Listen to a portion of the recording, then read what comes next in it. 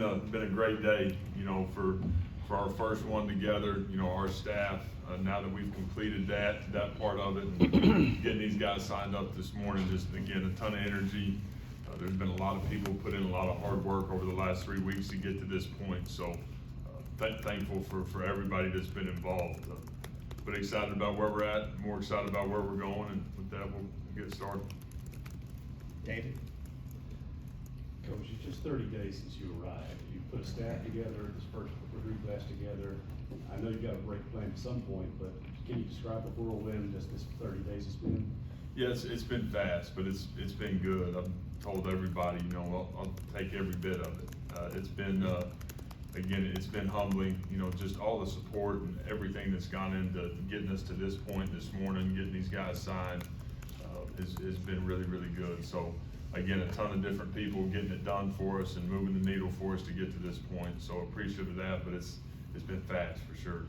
Steph? So you guys had Michael today and Blake from the portal. What are kind of your impressions of the quarterback room, now compared to a couple weeks ago, and what do you think of the guys you added? Yeah, I feel great about where we're at in that room. Being able to address it, obviously, with Blake coming in, guy that's played a bunch of ball, has had production. I've seen it up close in person a couple of different times. So excited about him. When I watch him, I think, man, that's our kind of guy. And I think he's going to be exactly what we want him to be. And a guy that's ate up with it, that loves it, and that's going to be fun for us. So adding Mike was huge. Obviously needed a difference maker in the 24 class. Got it, and he's a guy that's going to come down here and again expect big things from him, and a guy that at some point got a chance to be the face of our program. Paul? We signed 3 guys from East Mississippi with Tyler Woodard and Sean Shepard and Marcus Ross. Just seemed like this class had a lot more junior college flair to it. I know it's kind of different from a couple of years past because of the transfer portal, but just talk about those guys and what you saw from them on the defensive side. Yeah, I think all 3 of those guys got an opportunity to come in and have immediate impacts. Those 3 guys play the game the way we want it to be played, and you watch them and you see that immediately. So we need to do a great job in the junior colleges in our state. There's great players here, always have been, and so for us to be back involved on that side of it's going to be really important moving forward. Danny? Coach started off early with an offensive lineman, and I think you got 5 or 6 in the whole class. Did you see that as an immediate need, and how'd you feel about that? Yeah, I did, and we did. Proud of again our staff for being able to have the day that we've had today with our big guys.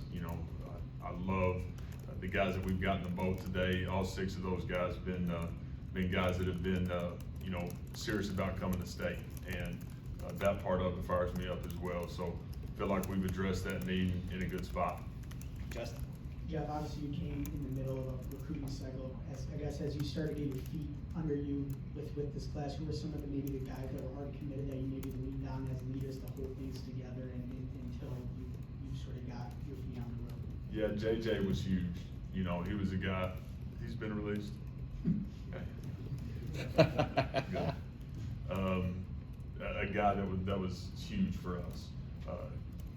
Another guy that was serious about coming to state, loves Mississippi State, wants to be here, and man, his energy, his connection with guys has been incredible.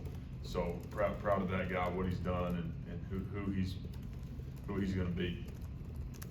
How different is it when you look at recruiting landscape now? You talk, some of your offensive linemen you signed today are still 17 years old or barely turned 18, and you look at a guy like Ethan Miner who's been married and played 4 years of college football.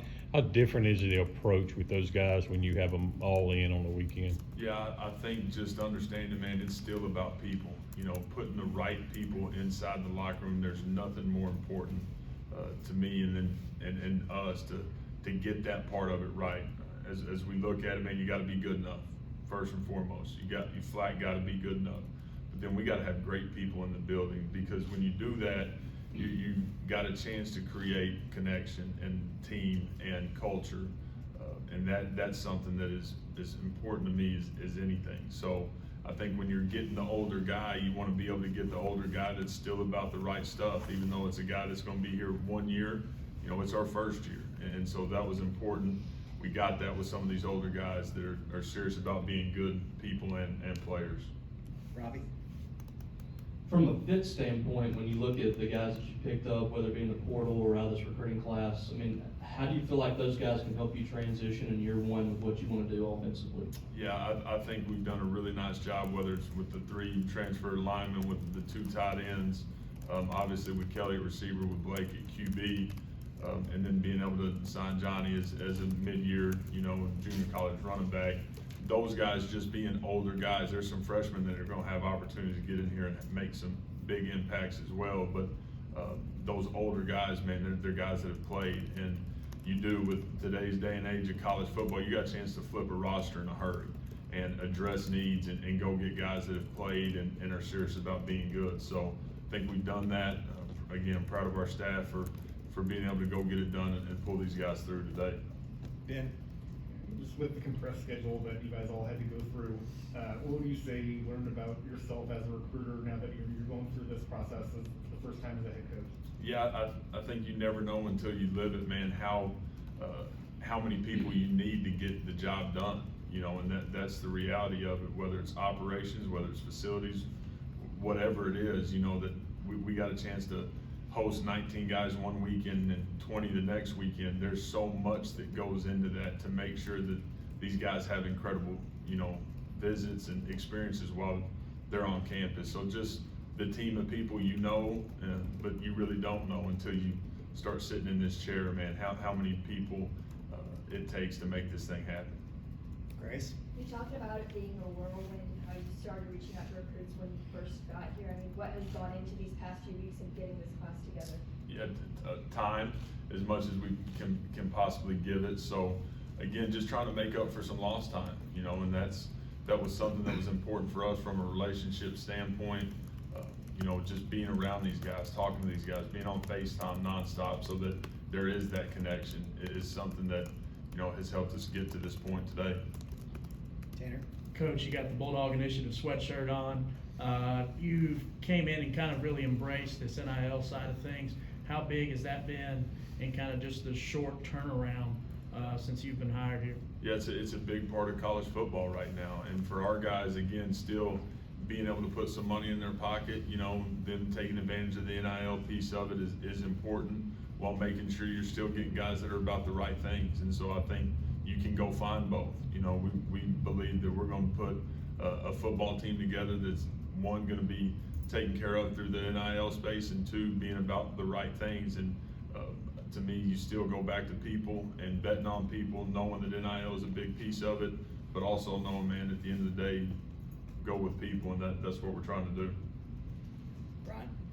How important were Chad Bumpus and David Turner for you in this process, bridging you from the previous staff to now? Yeah, huge, and felt that the first 2 days I was here. Just both those guys having great experience inside the state. Obviously, DT having been here for so long, and then Bump being a great player here and having his ties here. So both those guys were crucial for us to get done what we got done today. Paul? You obviously beefed up your offensive line through the transfer portal and got a quarterback, got a receiver. When you look ahead at this roster, what's the top position priorities moving forward with the rest of the transfer portal? I think we've got to do a great job as we continue to address corner, safety, and getting an edge guy. Those are the 3 things. Defensively, we'll continue to make sure that that's a high priority for us.